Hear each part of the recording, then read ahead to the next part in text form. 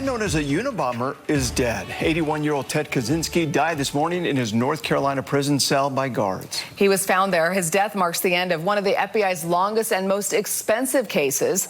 Among his dozens of victims, a Salt Lake City man who noticed one of Kaczynski's bombs just before it exploded downtown.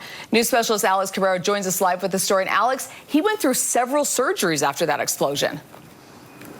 That's right, Debbie, a dozen surgeries. He was 26 years old, Gary Wright, when he was just pulling into work at a computer shop in downtown Salt Lake City. He noticed an odd-looking device outside the shop, so he bent down to check it out.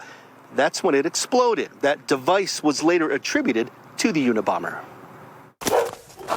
Even after so much time has passed, it was still there. Yeah, it's strange after all these years. You still have shrapnel marks. The debris from the bomb had entered into the cinder block of the building. This video is from a couple of years ago when Gary Wright took KSL to the building where his life changed in 1987. I feel pretty lucky to at least be telling the story. It was here where Wright noticed something that was out of place. The device I saw was two 2x4s with nails protruding out of it. Turns out it was a homemade bomb built by Ted Kaczynski, the Unabomber, and when it exploded, Wright became one of the Unabomber's nearly 24 victims who were injured. Another 3 were killed because of his bombs.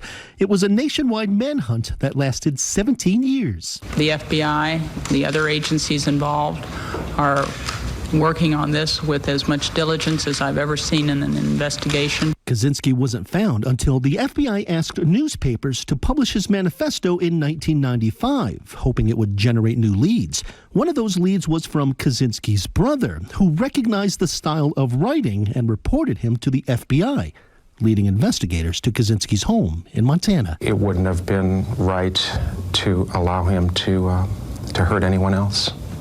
He had to be stopped in some way, and that was the only way I could think to stop him. David Kaczynski later contacted Wright. He just said, look, I'm calling, I'm David Kaczynski.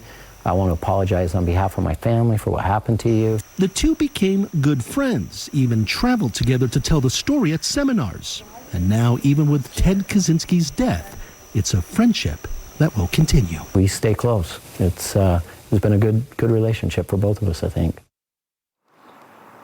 I contacted Wright today. He lives in California now. He had some things he needed to do today before gathering his thoughts on Kaczynski's death, but once he did, he wanted to share that story with KSL once he had some time to reflect.